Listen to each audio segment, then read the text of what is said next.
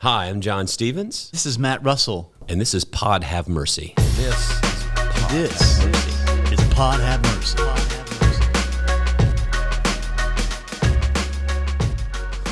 Today, Matt, you and I are blessed to have in studio Wow. At a social 6 distance. feet. The camera, I've decided, not only adds 10 pounds, but it also makes everything look closer. So we are appropriately physically distanced. And, you know, when we started this podcast, we really wanted to have conversations about what the church of the future looks like and how the church intersects in the world. And we got derailed really quickly by COVID and pandemic, but some things are intersecting, especially as it relates to the conversations we wanted to have around race. But also now you think about this pandemic, it's bringing to light a lot of things. So why don't you introduce Cleve? I know you guys have known each other for a while. And It's really great to have Cleve Tinsley on the podcast today. Cleve is, besides probably being a person that has pushed me intellectually and spiritually and socially in terms of what it means to perform my faith in the public square, he has become someone that is a confidant and a person that I am doing my life with deeply in a way that is working out my own faith with fear and trembling. He and I got to know each other a few years ago when we started Project Curate, and Cleve was involved in things within Black Lives Matters and some other things within the city of Houston, organizing around just bringing to the consciousness, particularly within, not just within the church, but in that intersection of culture and church. And so, and our paths crossed over an event that happened with Alton Sterling and Philando Castillo. And we got to know each other. And so it's just, we can tell some of that story maybe during the podcast. But Cleve, it's great to have you here. I know that you are a newly minted PhD from Rice University. That you are. congratulations. Thanks. Yeah. Appreciate it. It was a journey. Yeah. It was. It was a journey. Yeah. That you are an ordained Baptist minister who is kind of also on staff, has been on staff at St. John's United Methodist downtown as a theologian and resident. You're a writer, you're an activist, you're a husband, you're a friend, you are one of the best leaders and funniest people I know. So, but yeah, we're glad you're here. Do you want to tell us a little bit about yourself, or have I ruined that already? No, I mean, I think you covered my eclecticism right on a bit all over the place. But I think, one, it's an honor to be here with you, Matt. Of course, Matt's been a dear friend of mine for years, going back to 2016, more robustly. An honor to be here with you as well, John. Been following you guys for a while, of course, in the UMC Church. I also met my wife through the UMC Church as well. And so just good to be here with you guys. It's one of the ways I think that I kind of work out my commitments to community and service, right? And so it's been an interesting journey to figuring out how to continually do that in the priestly prophetic sort of sage tradition, right? And so I say to folks all the time is that we're always complex. I think where the great illumination of ourselves comes is figuring out how we live out our complexity in every social space we occupy. And so I look forward to speaking with you about a range of things. John, you said some things about the church of the future and COVID-19 and race. All these are things relate to your original theme, though. Like, what does the church of the future look like and mean?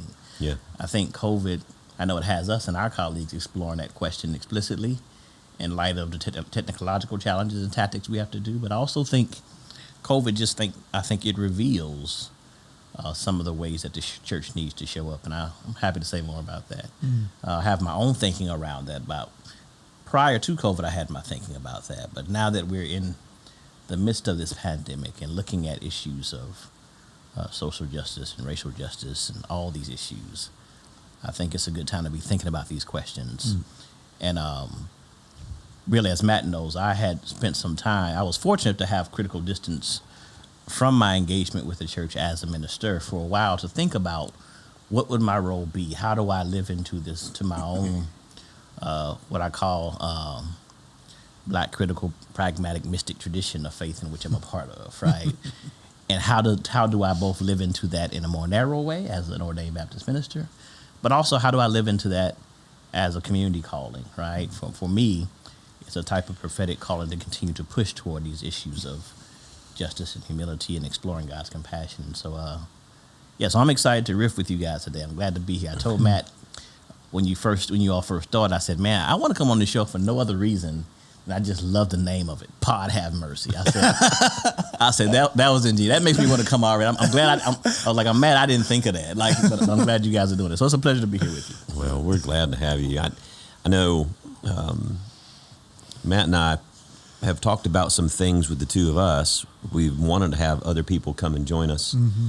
And as I said, we got sidetracked in some ways dealing with COVID. But there are things in the news now. There are a lot of things in the news. But particularly one of the things that struck me was, and I guess we can just start maybe here, is this the racial disparity of how this pandemic affects us in the United States. And I was reading an article, and that Black Americans, for example, are contracting and dying of COVID at wildly disproportionate rates. I was just looking at one state, for example, was Wisconsin. So Wisconsin has 5.8 million people, right? They've had 500 deaths. Only 6% of Wisconsin are African American. And yet 50% of the deaths have been African American. There's others, examples like Chicago, 30% of the population African American, 70% of the deaths. In Richmond, Virginia, every death has been a Black life. Yeah. So that opened up a lot of doors around conversations about healthcare, and you and I talked about this a little bit, but one of the things we wanted to bring someone in the room that has a different kind of connection than we do, and to listen and to hear. We read the things and see the things about the health system, the disparities, the food deserts, the way people live in the communities together, all these sorts of things, and these are not just COVID-19 things that started in 2020. Right. They date back to, I was a history major and did a lot of study in history in the South, and you find that as soon as Reconstruction starts and African American lives, their health care no longer leads to profit, then it's like that's not important anymore. Yeah. So this has been something that I think it's systemic, it's deep, and it's been around for a long time. Yeah. And so when you see these things come up, for some people it's surprising. Yeah. For some people it's not. Yeah. No, I think you hit on there's a popular term going around now during this time, talk about Black comorbidities, right? These kind of other social realities that exist for Black and brown folks that make the pandemic its effects at least highlight, really exacerbate some of the issues that already have been around, whether it was inequality as it relates to access to health care or really health care itself, right? There is wide evidence now that, for instance, Black mothers, for instance, when they express how they need to care for themselves, they have to go through extra kind of efforts to make sure that they get proper testing. For instance, this hit us personally. My partner and I, her sister rather, recently had an issue, and they typically when you go, you get these X-rays ran. She had to ask for a CAT scan because they may have presumed certain things about her, so she had to ask. So this kind of way that we have to advocate for ourselves already in healthcare is an issue. But John, something you hit on already, we see it especially in these urban areas, right? Whether it's Milwaukee, whether it's Detroit, whether it's New Orleans, whether it's Houston, rather. I mean, I think the population, about 13% African Americans comprised the American population. About 70% right now of the 100,000 plus some deaths have been African American. New York Times ran an article yesterday listing 1,000 of these folks, enumerating some of these things. But I think you hit on it right. These are not new issues. I just think what this does is just kind of show how Blacks and brown folks are overrepresented as it relates to those who are considered quote unquote essential workers, right? Those who are, say, capitalists or own entrepreneurial business, they're not the ones on the front lines having to deal with that. the ability to be able to social distance itself is a privilege when you look at some of these communities, right? Yeah. That's right. I reside in Third Ward now, and many of them, the neighbors or friends I have in that community, don't have an option not to take public transport on the bus to kind of social distance in a certain way. So all these things just really highlight, I think, ways that people have had to negotiate inequalities as it relates to space, geography, where they live at, right? Not to mention sort of socioeconomic factors as it relates to whether or not I have insurance at all. Am I scared to go to the doctor because I don't want to be exposed to it? And can I afford these bills? I mean, if it costs $10,000 if I have insurance to see somebody, what are these bills if I happen, God forbid, I have to go on a ventilator? All these are factors that folks are considering and have to consider in these communities. Sometimes I think a lot of us just take for granted that these things might exist. And so, but I think all these, and we'll be discussing this later on in the week on a consultation we have, is these are things that are just not happening large rid. I think the question for us as religious leaders is what kind of moral responsibility do we have? What's the call for us as a community to kind of respond to these issues? In what ways can we leverage our position on this social matrix to make a difference, if at all? And I think that's a question that's fundamental to every church. Yes, it's a question I think black churches, quote unquote, who have kind of emerged since Protestant history have to answer in one way. But I also think it's a responsibility, especially for white progressive, white evangelical, whatever church one considers oneself, to respond to his way as best as they can. I think that's the kind of goal for us to figure out. If we're to lean into the kind of zeitgeist of this moment, if we can kind of spiritually discern how can we contribute based on where we located, I think that's the work we're called to right now to think through about. Yeah. And that response, I think, has been really interesting to see, because there's still there's resistance a lot of times in the white churches to begin to look at those things.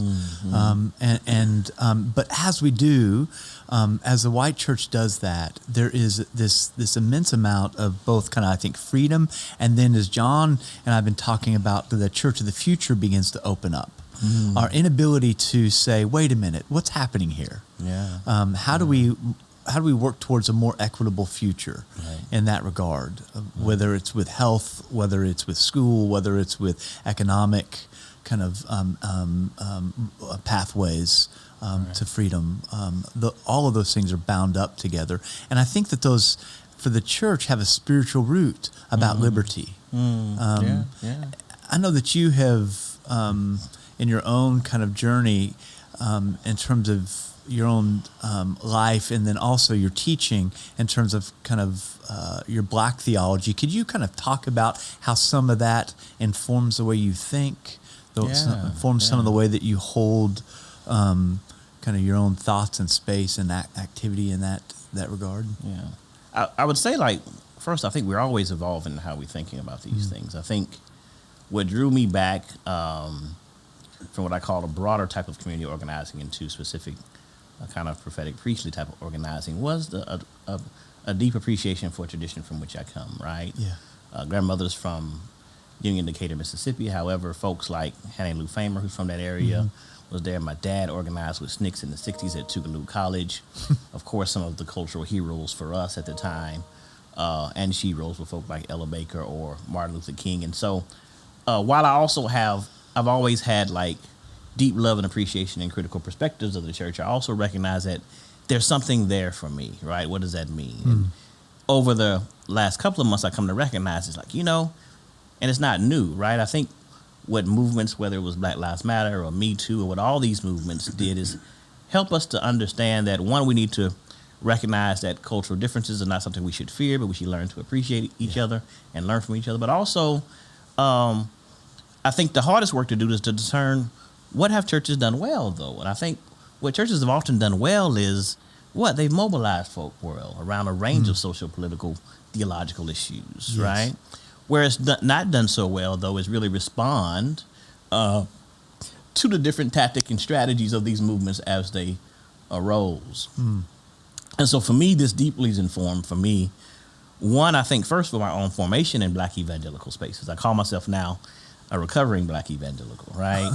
But that early formation for me was important, right? So it was a bit of different kind of formation. One, I was engrossed in a black community church in the midst of Acres Home here in Houston, Texas. That was my first experience. I'm like late teen, going into my early 20s. I was out here as an engineer, whatever, and I started going to this church to a progressive young black pastor, and they really were bent on social consciousness. They had to be in Acres Homes.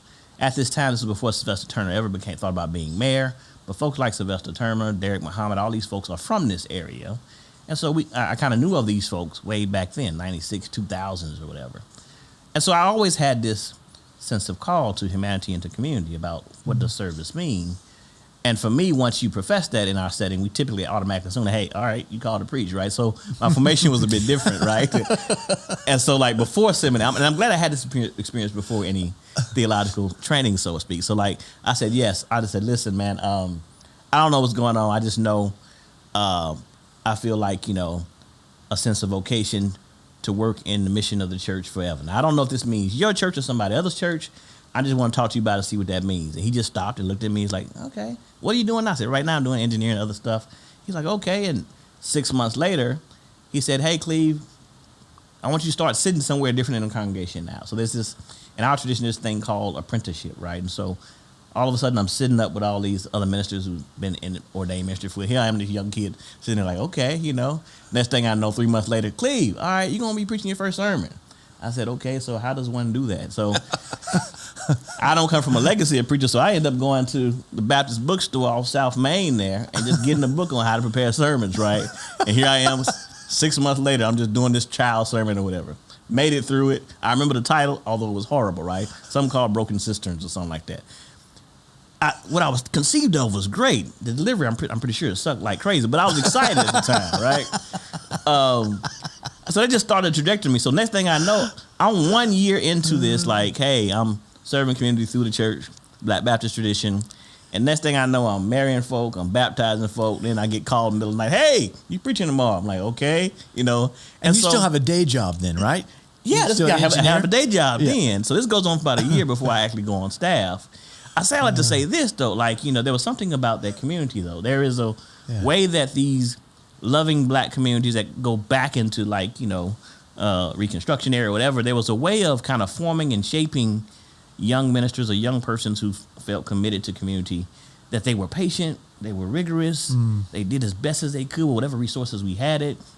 So that was my early experience, right? And it was only later on where I said, hey, I want to be more informed about what I'm doing. I went to seminary, and I encountered, it wasn't until I was 31 until I encountered folks like James Cone, Loris Williams, these other theologians who helped me wrestle with the notion of God in different ways. Cone's theology, William Jones, the guys I mentioned, these folks began thinking about, listen, you can't think about the symbol, the name, the narratives of God if you're not thinking about how this God requires us to live in a just society. And if you can't think about just societies, if you're not thinking about the justice of black people. Not just Cone, but other folks as well. Paulo Freire, you got these folks like all kind of folks, all these theologians that for the first time, Gustavo Gutierrez and his predilection for the poor. So it was only when I got exposed to these different lenses that I said, okay, there's an entry point here. Because, in most of these evangelical tradition, there's certain folks that even in black churches they listen to, right? It's all Lifeway, it's all John Stout or some other folk, right?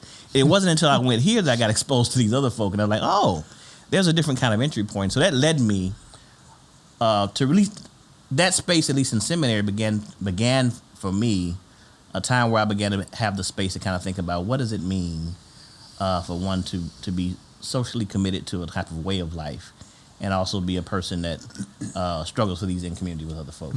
Yeah.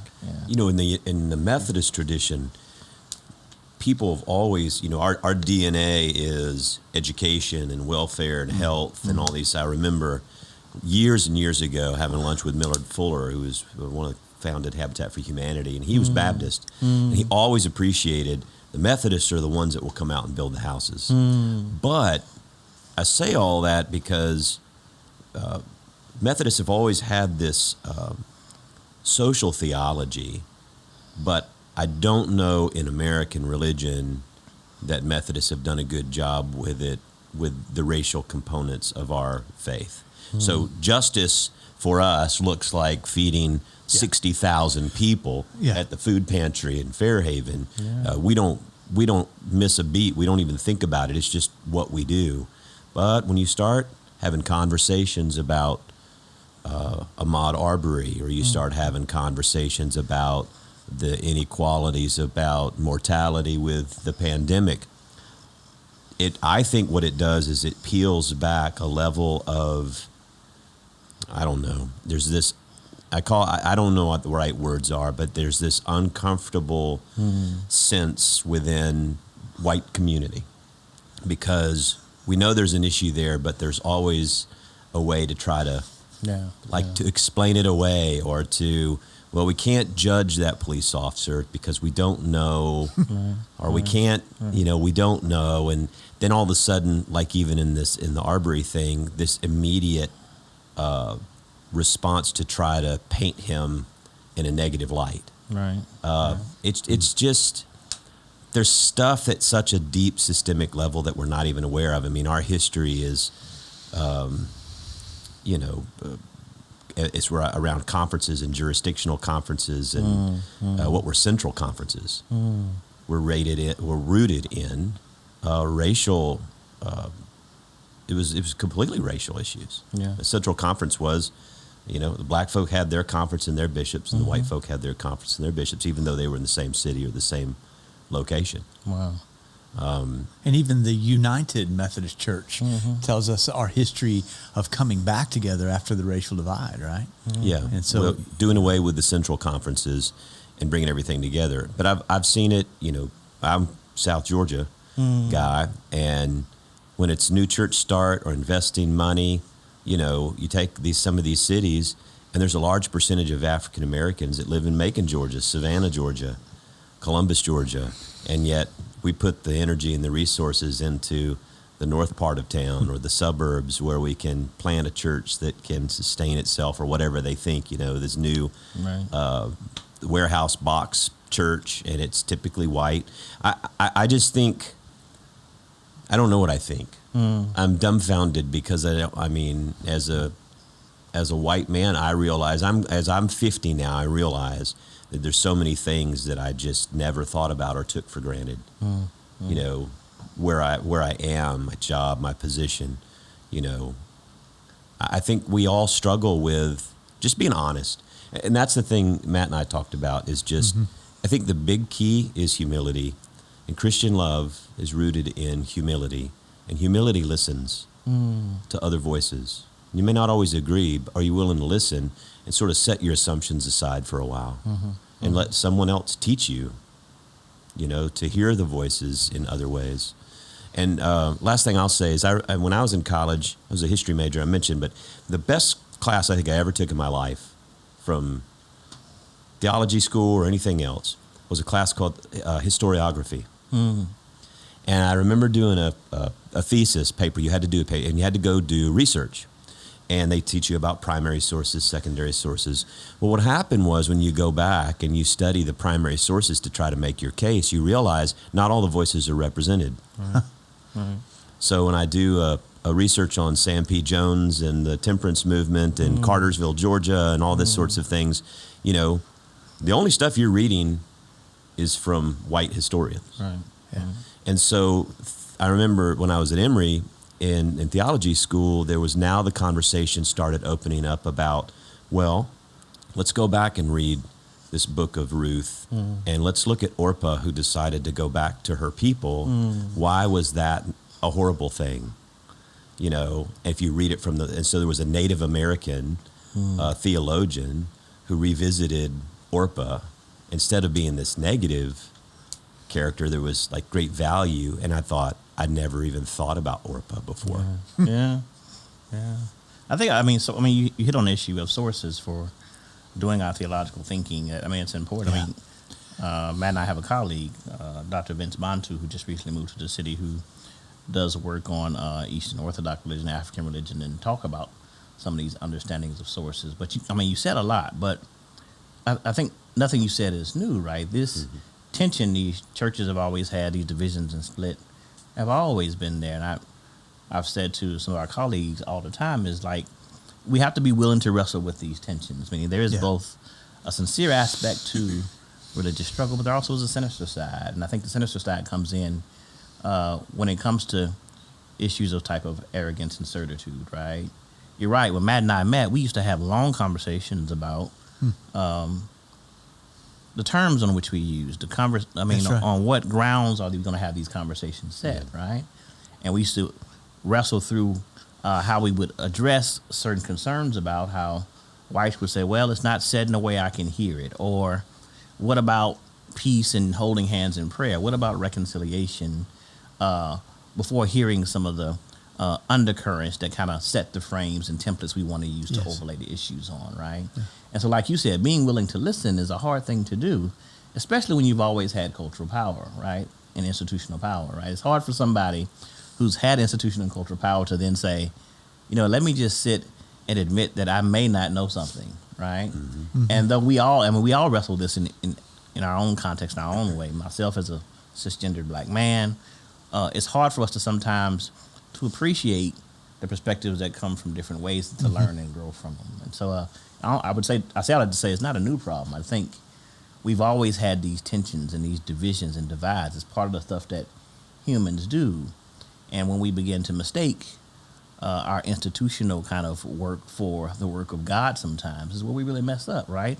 All of these institutions are just things that we've created to, as best as we can, make sense of the world while grappling with the divine. But when we start replacing our institutional authority and the stakes we have in it for it being itself the work of God is where we mess up sometimes. And I just think being open for me to listening to community, learning. You don't learn how to move in these communities at first until you've sat with it for a while. I didn't understand a lot of the movements that are going on right now. But I had to be willing to learn. I'm what you call the exennial, right? I'm a Generation Xer, right? Mm-hmm. Hangs with a lot of millennials or whatever, right? However, I had to sit back and learn, right? I didn't just try to jump in. I had to figure out what's the best way for me to contribute to what I hear coming from these folks. And then what kind of skill set and capacity do I have to contribute in a way, right? I have a skill set. They have a different kind of voice. Their tactics and strategies are new, so I need to listen and learn what those are. And learning those new community language, I think the great work for us spiritually, intellectually is saying, here's where innovation happens, is when I, John, can figure out how to use my own skill set as an institutional leader, a CEO who knows how to move systems and people in places, to arrange people and put them in the right space, to where I use my skill set to open up room for other folks to move. That's when this church transforms, is when I learn how to use my skill set to allow others to kind of feel empowered and move around. And I think that's our work now. It's like, because we're getting older, we're out the game. Truth of the matter is, we got to make room for other folk, right? Yeah. You know what I'm saying? So how do we do that? That's some days we're ready to make room quicker yesterday. Yeah, exactly, right? Exactly. No, I think that's one of the reasons why, in bringing Matt back, but also not just bringing Matt back to Chapelwood, but the things that you all have been involved in that you've helped birth together with Curate and Iconoclast, being more closely connected to Chapelwood. Yeah. To me, there's an invitation to say, we need to move in some new directions. We need to have some new conversations. Yeah. We are a church. Chapelwood's a very unique church because we have all these different worship communities that reflect different types and experiences of whether it's Hispanic community, Latino community, or recovery community, or, Christian attempting in the upper room to have this very multi-ethnic, multicultural type of experience. And yet our big main campus here is in a very wealthy, kind of secluded neighborhood. And I just don't think, I think the church of the future and the world that we're living in moves us to a place, it doesn't matter where you're located. You're going to have to live into the 21st century. That's right. Wherever you are. You're going to have to be open. You're going to have to listen. Because if you're not, you're just going to continue to become ineffective and meaningless. I think you all's model is pretty powerful, though. I think there are ways that there's huge potential in that, to have these various communities, while recognizing I have this central community. I said, I don't think there's anything wrong with it. I think that's powerful. And there are ways that I think good. I'm glad Matt's over here as well. I know we're excited as a team to kind of partner with you all on things because the possibility is amazing. Yeah. You can offer exposures for folk who say they want it, right? While meeting the different needs these communities might have. And so I think it's a rich opportunity. Yeah. And that it's rooted in a local church, which is so important to what we're doing, because I think a lot of times these things come at it from the side of either kind of this social activism or from the academy or from the other places. But it's been the local church that has shaped like our understanding of what it means to be human, what it means to live in a world that the kingdom of God might be kind of breaking into and forming. And so that the local church be a place that's the epicenter of this kind of activity in a city like Houston seems to be something that kind of generates a lot of energy for me, you know? And I think about the language that we talked about before. I want to pick up something you had said earlier. Is one of the journeys I've been on has been on a journey of language that has opened up space for other ways of thinking.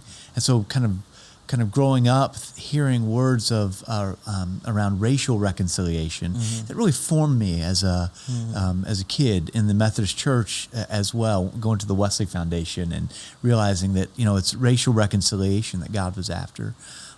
Having been in this work with you and folks within the city, I began to realize that there was limitations to that understanding of reconciliation. And could you talk about that just a bit, about some of the limitations of that and some of the ways that might break into something different? So I think you said something that's key, though, is that, and this is the conversation I have with religious communities or those of us who still self-identify as Christian as well, is we all belong to language communities, right? And so the doctrine of reconciliation itself about human nature kind of merging with some transcendent nature. There's nothing in itself. I mean, we get that, but that's kind of a occultic type of understanding, right? Those of us who inside understand that. Right. But when we begin to talk to folks who are outside of this community, right, what does it kind of say? In some kind of ways, if we're not careful, we can be saying, well, the problem is we just all need to get along and get on this page. And oftentimes, folks who have been on the underside of power have taken the brunt of that, meaning the problem is with you. You need to kind of fix yourself and get on the same page, and then we'll come along. So racial reconciliation becomes a problem because, I always say this line to Matt. I said, what epoch in history do you think any racialized group wants to go back to? Historically speaking, right? Well, you were a little more pointed with me one time. I remember but this is I was using that show, language a lot when we first met. Occasionally PG. Like PG. But when we first met, we used to have strong conversations about this, right? Because I was like, you keep saying this stuff, man, and listen, that doesn't work for me. Yeah. And so we both had to, but I also had to come to an understanding as well about, it worked both ways for me. Like I also both appreciated conceptually what that does in a schema, but also part of my own training as a scholar of religion is to recognize that these categories and these terms have meanings for particular communities and particular set of power relations. And so we have to be able to disentangle this stuff and put it back together. You got to be both constructive and deconstructive to say, if I'm meeting with community members out here who don't buy into the same language, said, how can I talk, right? So what does it mean for us, John, then, to have a conversation with somebody who has not been formed in the church? And so the salvific power of community that we both all subscribe to, right? There's a different way of understanding that out there. And there's a different kind of code that's spoken to. And so when we use terms like reconciliation, I think folks just need to try to be more precise and clear with that. And the challenge is it has a connotation and baggage to it now because the way it's been used, mostly by white evangelicals or whatever, and I use that term loosely, right? We can talk about terms. But how it's been used is like, listen, this is the method and way this is going to happen. And oftentimes what that means is, folks, you got to buy into a certain system before we can even talk about what it means. I don't want to address power. I want to address being here. Some kind of way there's been disfragmentation. There is a type of deficiency that you all have, right? And so that's, I don't want to call any names here, but these are the problems I have with these large models of reconciliations. They presume something, right? And also when folks of color who are brought into these larger conceptual models, if you look at them, they always have something else at work in them. And they kind of, they forestall conversations about structural and systemic inequality to kind of say, no, this is about, and it kind of buys into this whole Western notion of individualism about if you just get in the right kind of sphere, which oftentimes means white sphere, then it all work out. And so these are complex conversations that people got to be able to have on safe terrains. And I think that's where our work in Project Curate comes in. Listen, we tell people, listen, we're not trying to, do what you do at the church, do what you do in the community. We're trying to create a different kind of social, intellectual, cultural space where you're safe to have hard conversations. But the goal is something else. The goal is that you might create some kind of collaborative or coalition, if not else. We don't all have to agree, but we got to recognize that regardless of how folks talk about this stuff, we're all concerned about this. That we all have equity of opportunity, if not outcome, right? And these are challenges I think happens, but we got to first have a space where we have these conversations. Everybody's not fortunate enough to go away and get theological training or go to other school, go to grad school, whatever. But we have to create these alternative spaces to have conversation, but where communities of color will push back and say, like, it got to be more than just conversation. Yeah. White folks are great. You want to have coffee all the time and have conversation. What are you going to do? We're drinking coffee right now and having a conversation. Right. What happens after the damn podcast, right? That's right. These are some of the questions that you'll get from those who have been working in these communities more, right? Because the same kind of questions they pose to us. How do you come at? I know I don't put myself out there at all as any kind of person who's done this work well or done it as much as needs to be done. But I do know when you're around these conversations and you start having this, it's like there's a lot of defensiveness that rises up, right? And of course, whoever's being talked to, they want to justify so many things. It's like, well, we're not as bad as that, and I think it just plain spoken. I think when I see how white communities or white churches, when we struggle with this, there's a part that immediately we go to a defensive place. I don't even think we're aware of all the, like we talked about, some of the systemic things that are in place, right? That are even at work. But we immediately get, defensive.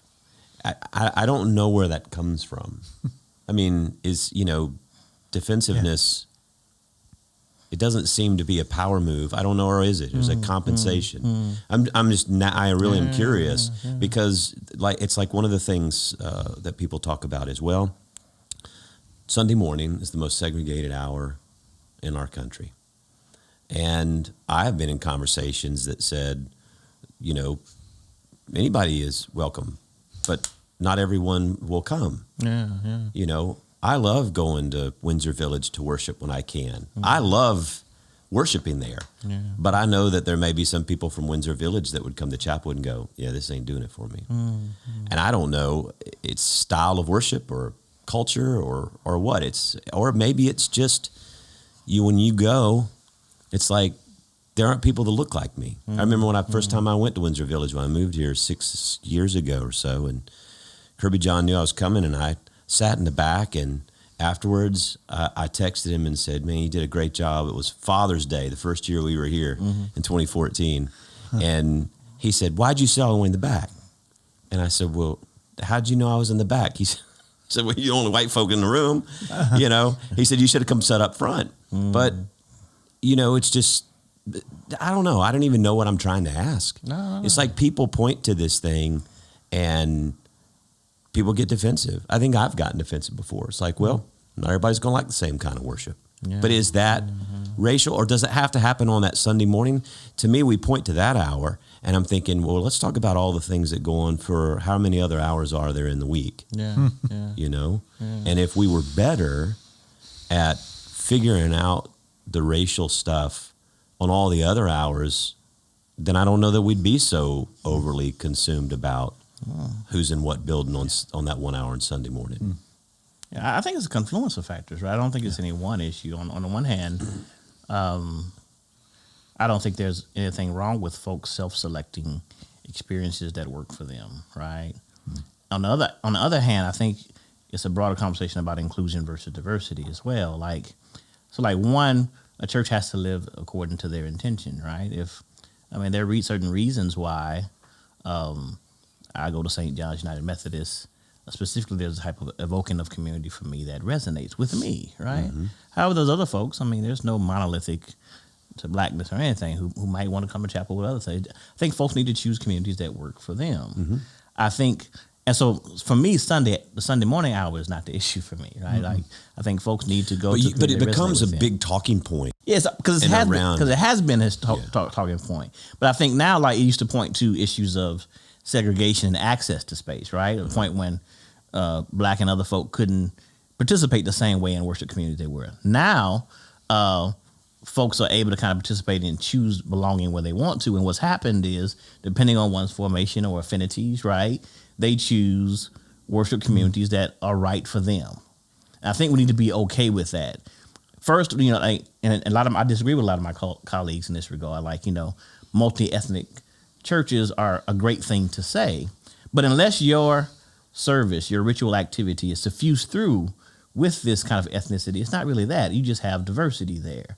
But if I go long enough, whether it's denominational affiliation or long, there's something that's a dominant perspective, right? Whether it's in your music, what you preach, who you cite, and who you preach, right? So you may have a diverse church, meaning I have different bodies that make up my congregation, but it's not really inclusive unless I've thought about inclusivity all the way down from the representation of my leadership, the symbols and sounds that we hear, the messages that we preach, the authors that we cite, the interpretations that we read, right? And so that's a very hard work to do, and folks have to really think about that. I admire folks doing that, like Christian Washington with his church or whatever. But as well, I also think like folks don't need to like have these greater panics about, well, we don't look like this, so what does that mean for us? No, I mean, Chapelwood's in the middle of one of the most affluent communities in Houston, right? A lot of these folks are white folks who have abundant resources. So your job is to figure out, okay, so what do we do given the kind of makeup we have, right? And I recognize that there are a whole bunch of hindrances to making that happen. First of all, folks may be scared to drive to get here. Get pulled over. We've dealt with that. You know what I'm saying? And we've had that, literally. Oh, yeah. And so, but my thing is like, it's okay, start where you are, decide who you're going to be. But like you said, there are myriad ways to think about ways to think creatively about how I like at least create different exposures for those who want it, right? And for those who desire it and need it. Like Matt and I talked about like teaching a class together, for instance. Here you can figure out, if you're really interested in this, come figure out how we've chosen to try to do this. In our work in Project Curate, we've made an intention to like, we're gonna like constantly be self-reflexives in everything that we do, whether it's around issues of gender and class and race or whatever. We can't claim to be out here doing this work and consulting in this work if we're not constantly self-critically analyzing ourselves. Yeah, of course. Right? And that's especially challenging for two men in general, but one white man and me as a black man constantly in relationship with other folk. And so I say all that to say, like, that's the challenge, I think, as a church now, is to kind of like, how do I be representative of what's going on out there, while at the same time acknowledging where I am socioeconomically, politically, and what my congregation make up. Because it doesn't mean that you don't have sincere, amazing folks just because they prefer this. It's just finding on-ramps for folks to be exposed to. The challenge, John, is with any of us, anybody who has a modicum of power, it's going to be very hard for them to kind of be willing to surrender some of that to explore these new possibilities. Because it's one thing to kind of say, I believe this, but to actually operationalize that in what we do every day is a hard thing to do. And I think starts are like this. If I don't have the expertise or the way or know-how on how to do it, why don't I create room, hire, say, a Matt or somebody else who at least can show a different way. I don't have to be the one doing it, but I can bring folks in who know how to do it, right? Or create room for it. And that's, I think, the challenge is folks have not been creative enough to figure out how to create room for it because we're all trying to maintain these hierarchical power relationships that we have. And you can't get away with it. You can't talk about religion or harmony or justice or anything without doing a thorough analysis about how you're situated on this power matrix. You know, one of the things that really I struggle with personally right now, and maybe I have for a long time, don't know, it's that the church today seems to have lost a prophetic voice regarding to not just justice issues but morality. And for some reason, we don't want to speak into it. Everything is so partisan now. I look at it like this way. I love these people. These people love Jesus. But I'm trying to move them to a place of understanding. And that doesn't happen when we yell at each other on Facebook. Right. It happens when I can sit down with these folks one-on-one and begin to examine these deeper issues of, you don't treat people like this. Yeah. This is not biblical. This is not scriptural. This is not 1 Corinthians. I can't tell you how many times now I'm preaching 1 Corinthians. I think we're in a dangerous place, and I'm wondering if COVID, the pandemic, now wearing a mask, has become a partisan issue. Mm-hmm. And whether an article I read that now churches are inadvertently being forced to choose a path. I thought that was coming actually with the human sexuality deal already, which got tabled, if you will. Yeah. I want you to fix all my questions here. This is why I'm rambling the way that I am. No, that's good. I'm wondering, what is it that, are we just afraid of losing people? Are we, I always say it's about love. I'm trying to bring everybody along, because I know the influence of having everybody together is going to be a greater influence than if the church splits into two halves and then splits again into two halves, because you're never going to be in a place where you agree with everything or like. Yeah. But I just don't understand how justice and morality now seem to be lost as a prophetic voice from the church. Mm-hmm. We don't have it. Yeah. I wonder if that's part of that is that we see that the church is changing so much, right? We see, for mainline denominations, since the last 10 years, we've been talking about the loss of, the decline of, and I think that has there's been a constriction around how do we get the bleed to quit, rather than to say, if we have the Spirit of God that's gone before us in the world, what's happening in the world that we need to participate in, and what does a church look like? That's why I think friendships like Cleve and mine and others like it become really almost a resistance movement, because they shouldn't be happening. There's no reason that a person like Cleve and I should have met each other ever and then formed kind of what we're forming in this church called Chapelwood, to be a part of that, to participate, right? So I think that part of it is we're trying to figure out, the church is always moving towards the future, and I wonder if that's what we're attempting to do here in this moment of time, even amid COVID, is to say, what is Houston going to look like? What is the Church of Houston going to look like? That's what you've been talking about for a long time, John. And knowing that both the folks at Chapelwood have a key part to play in that, and as it relates to connecting with other folks within the body of Christ in Houston, and not seeing ourselves as these kind of smaller enclaves, but how do we become a part of that wider movement of expression? Because you're right, I don't think that justice looks like about giving food away. It does, but it also asks the question of, why are people hungry? Right? And I think that in some ways, that's the movement of the church of the future has to begin to grapple with, is not just providing food, but saying, why are there folks in our neighborhood that are hungry? I feel I've struggled over the last couple of years of, do you just at some point, you have to pick a lane, you have to go, because some churches have. And I just keep going to this default, maybe it's my own baggage coming out of my own personal stuff, that I'm trying to maintain this sense of unity. I really do believe in this aspirational vision that you can have Republicans and Democrats, conservatives and liberals, who are all over the spectrum, that can be one church, one body of Christ around a core set of biblical values. But it's almost impossible to make it happen.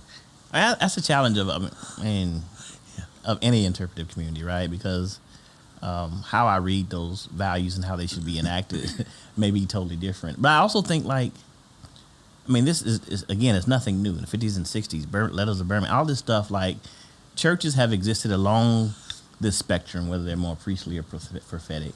And I think, if I were just honest, just on my analysis on you all from afar, is you have that kind of community. You have a wide range of spectrum, Republican, Democrat, all that over. I think that's the reason why you have this community expression like you have it, right? Folks have to be self-selecting in how your job as, I guess, the priestly role here is to figure out what auxiliaries or what ways can we explore the prophetic push realm, and in what ways do I have to build community? These are challenges that happen with every organization. Is there's the charge to build community, then there's also the task of identifying what issues are most important to us.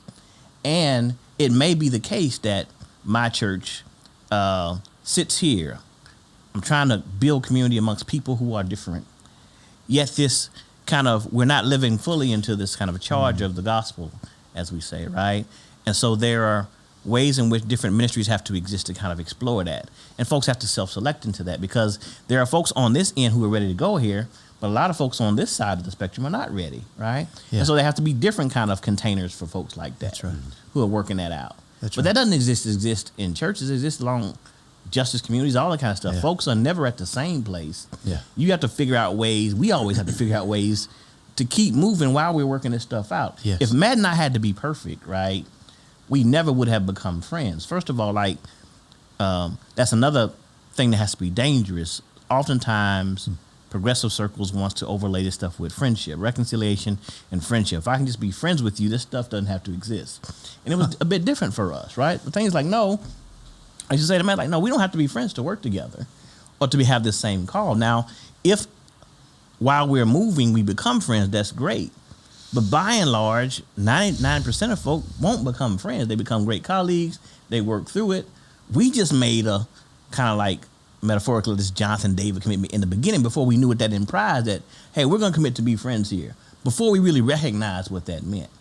And I think, I had to go get a beer sometimes. That has not been easy for us. We had to have some rough confrontations with each other, some rough situations with each other, but we kept moving forward while we were growing together, right?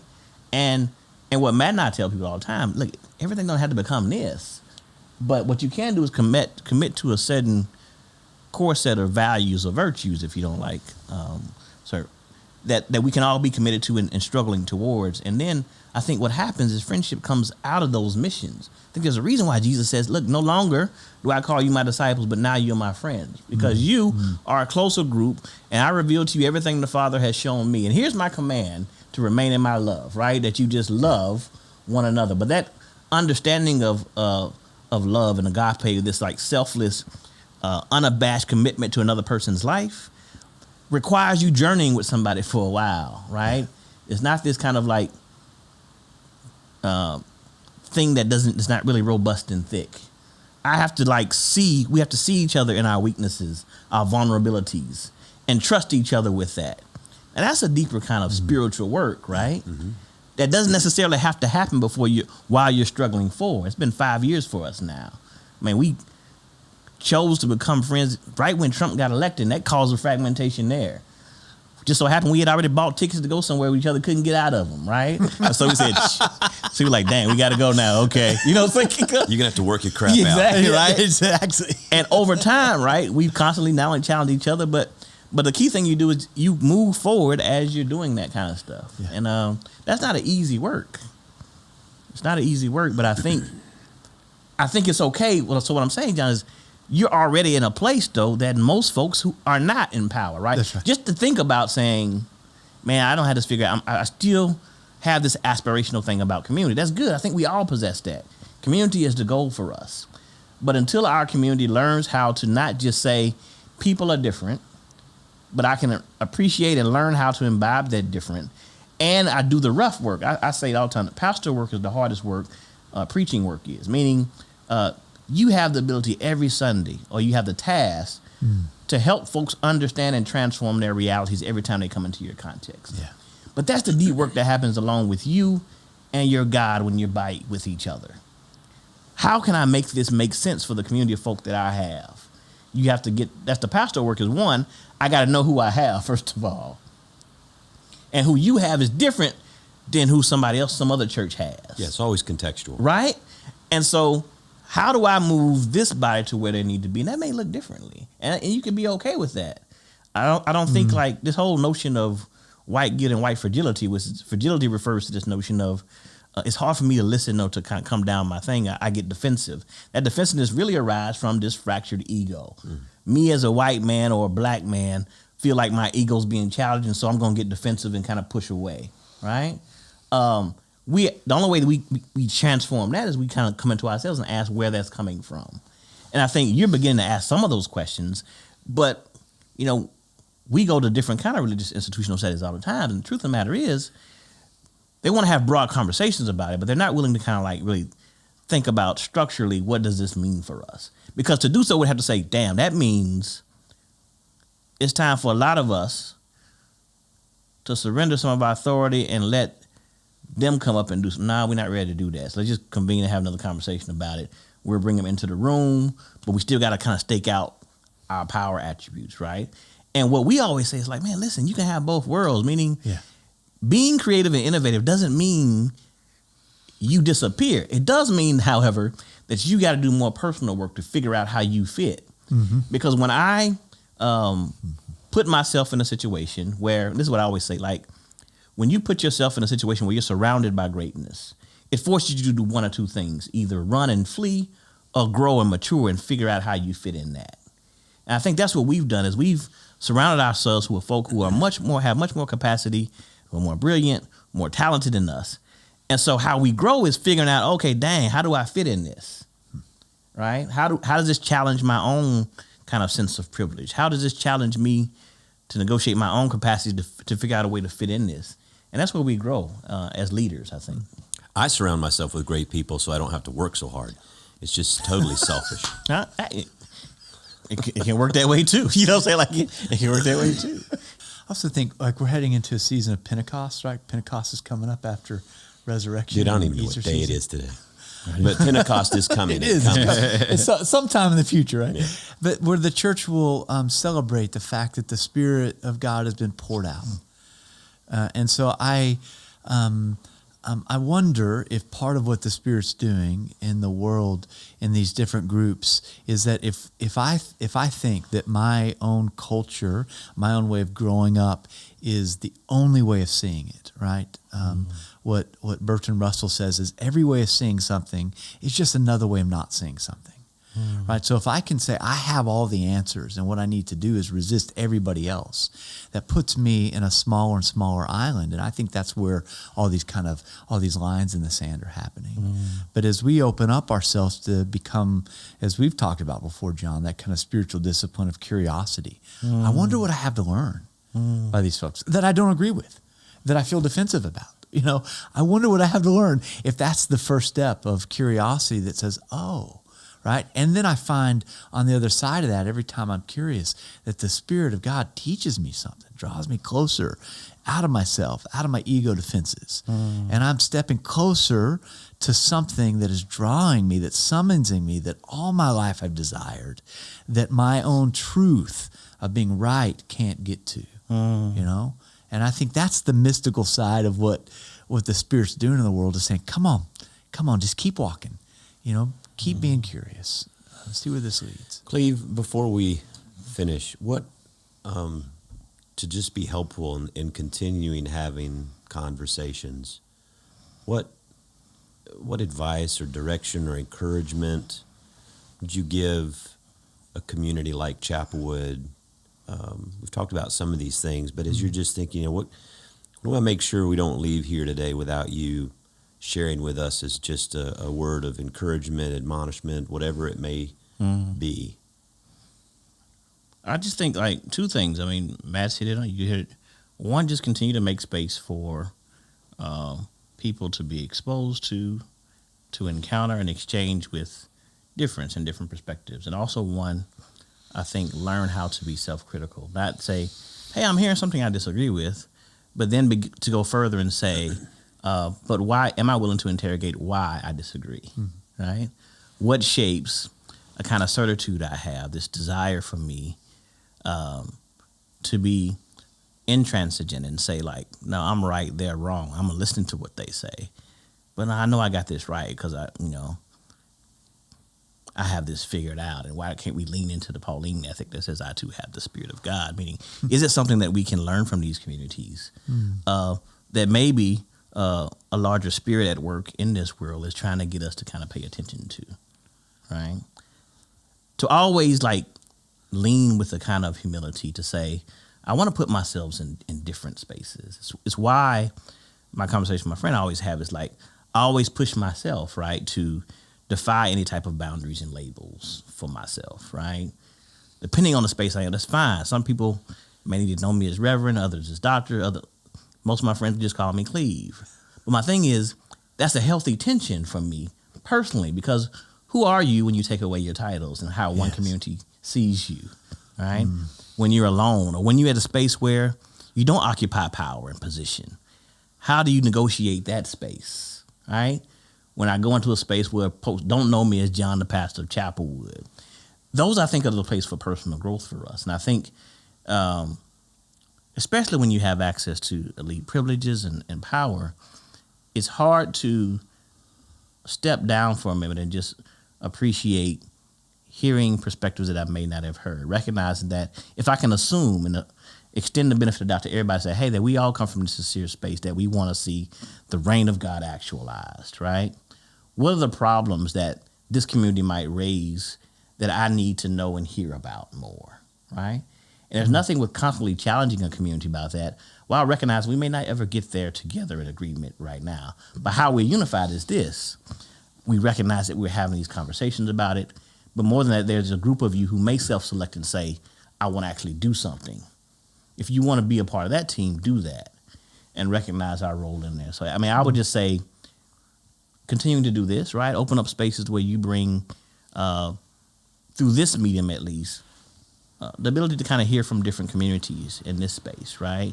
Or what other space that you've carved out to where difference can be heard, right? But then two, look for pragmatically programming that actually does something. There's nothing, you need to continue to feed the brown communities or whatever. I think zip code 77084 has the most COVID infections right now, which is not too far from here, right? That's right. But figure out other ways to do it as well.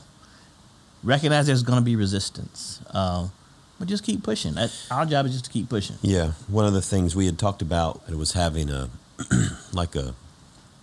gathering to have conversation, have you come and have our people come and begin to have conversations, just to be open. Last thing I'll say is we live in where we find ourselves in our culture right now is in this culture of certitude. That's true. That's true. And everybody thinks what they think, and that's what they think. Right. And social media, to me, exists as a platform to just reinforce your certitude, because it's just populating itself automatically with everybody that agrees with you.